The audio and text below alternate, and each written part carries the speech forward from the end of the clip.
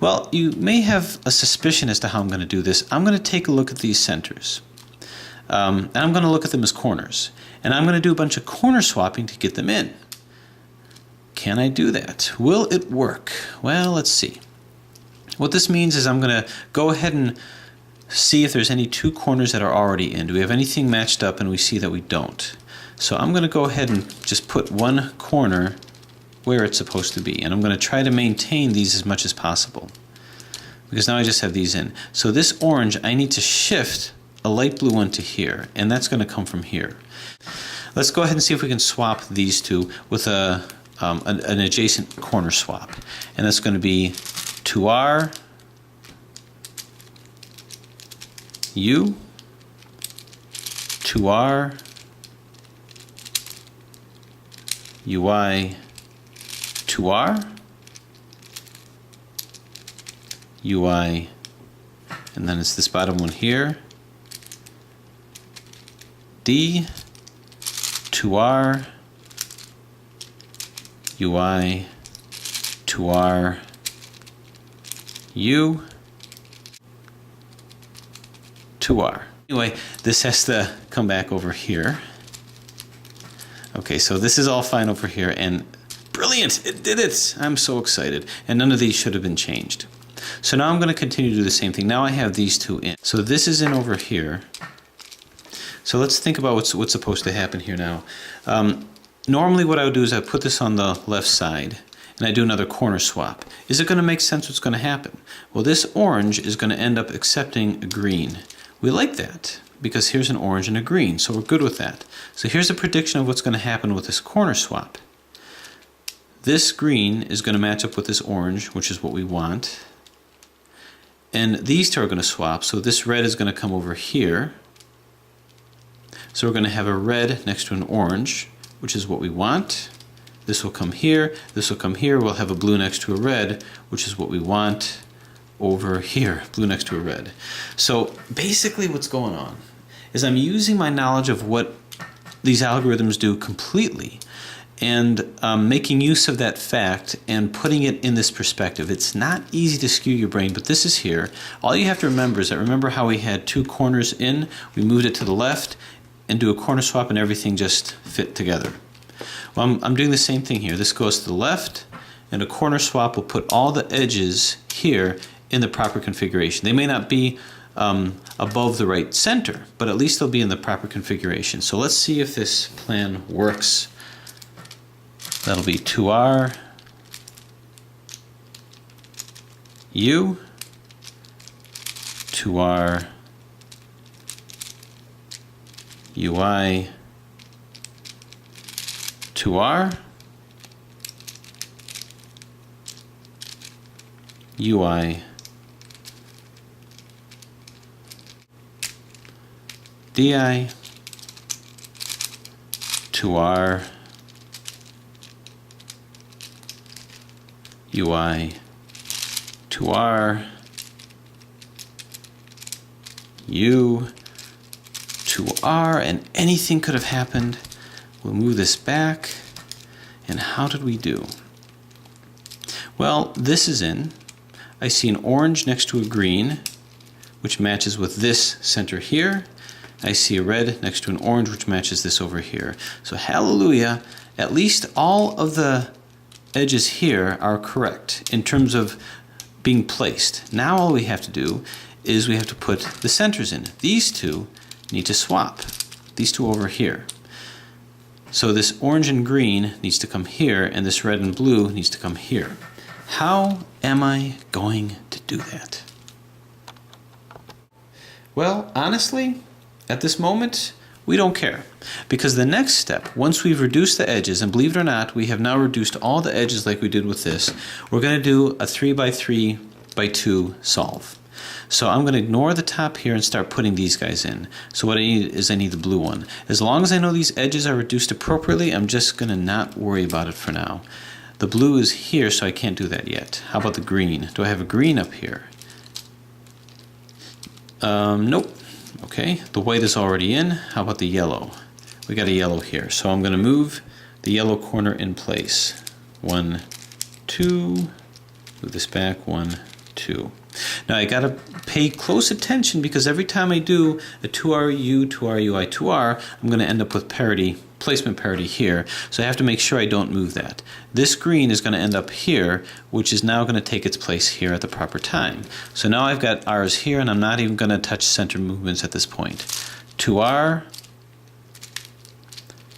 U, 2R, UI, 2R. Okay, so as promised, this is in. But be very careful, we have placement parity here, so I cannot move this from being in the R position. Instead, I'm going to keep this light green here and move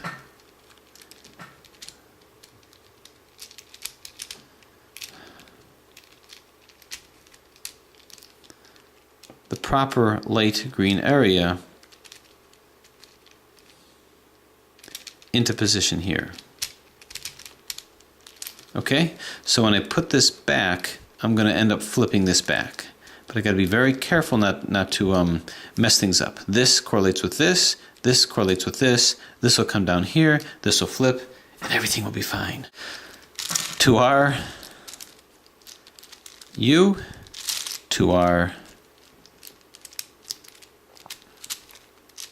UI, 2R. Okay, so this is here, this did come back. So the whole key here, 1, 2, is making predictions based on knowledge of what these algorithms do. That's the fun part. And when something doesn't make sense, well, you messed up somewhere in the details. Okay, how are we doing down here? We've got to get this blue one in. Now here's the problem. If I get this blue one in here, I'm going to end up with placement parity over here.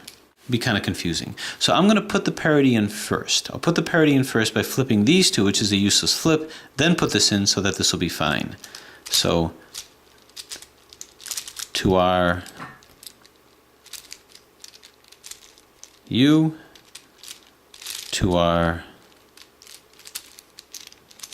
UI, 2R. Uselessly put that in, but this is done for the express purpose of getting the parity now so I can get it out now. By bringing this down here. So this ended up in here. So I was able to put that back in and we don't have placement parity. Not sure exactly what I did with that, but hey, as long as I got it back, who cares? So now I'm dealing with the top layer. So we know that these corners are in. I've got a green and yellow, orange and green rather, which correlates with orange and green. I've got a green and blue, which as you can see correlates with this, and these two correlate with over here. But first I'm going to put the corners in. Remember, these are edges that act like corners, so which corners are already in? Well, let's see. If there is one that's already in, because I'm going to have to do a corner swap if need be. So let's check this one out first. Okay, this corner is in. I don't have this one in. This corner is in. I don't have this one in. So what I'm going to have to do is eventually I'm just going to have to do a random corner swap. So I'm going to do a corner swap. Now here's what's going to happen. I know what's actually happening with a corner swap. You think that I'm swapping these two, but I'm actually not. This stays the same. This will come here to be in its proper place. This will come here and this will come here.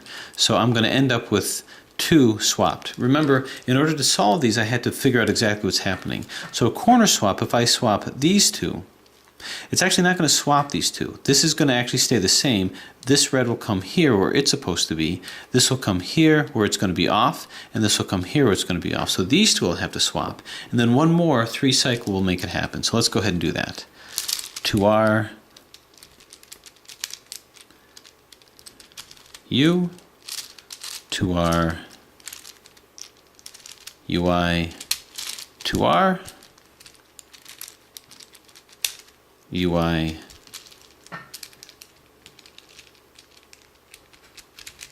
D, 2R, UI, 2R, U, 2R, and this guy very quickly and unobtrusively moves back. And what you'll find is that should have happened because this also moves back, like so. This is in, and now these two need to be swapped. So here's what's going to happen when I do the next 3 cycle. I'm going to go ahead and move this to the left. This is going to stay the same. This will come over to here, this will come here, and this will come here. So these two will just shift over here, which is okay. So we're kind of doing this just like the 3x3x2 cuboids. So even though this will seem a little skewed, we've got to put the corners in first. So this green will end up over here just to the left of blue, which as you can see is what has to happen. Blue here, green just to the left of it. These two are just going to shift over here.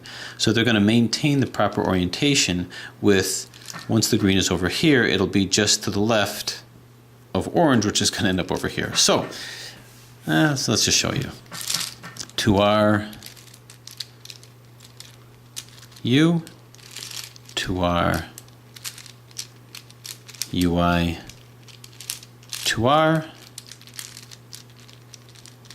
UI, DI, 2R, UI, 2R, U, 2R, and this moves back. Okay, so all of our corners should be in, and they are, believe it or not. Corners are in. Now centers. All right, this is where the rubber meets the road. How are we going to do that? Now I want to point out I do not have equivalency of corners. I can't get out of it that way. So there could be a potential problem with that. But in any case, this is okay over here, so this is in, and we're actually pretty lucky with this because I have 3 cycles. 3 of these aren't in. So that means we have 2 swaps and everything's going to be fine. So we'll do an adjacent edge, no, actually we'll do an opposite edge swap because that means this green and blue will end up over here and this will end up over here. So 2R, 2U, 2R, 2U, 2R,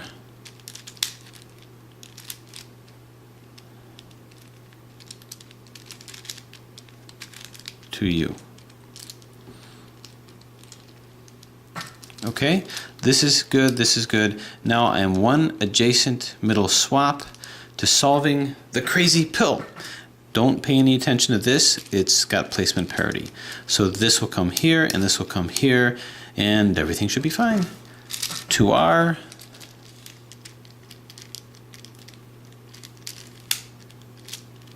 U, 2R, U,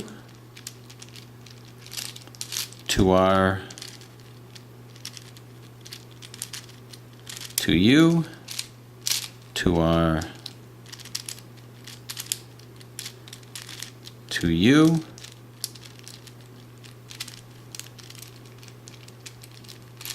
2R, U, 2R, UI, 2R, and oh my goodness, we solved it.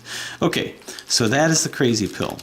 Gotta say, a very challenging cuboid, only insofar as maintaining your perspective. So a very nice variation on this. So should you have a supercuboid, and you can get the same thing out of this, I think, just by putting sticker combinations with this. And actually somebody had a particular question on a sticker mod like that as well.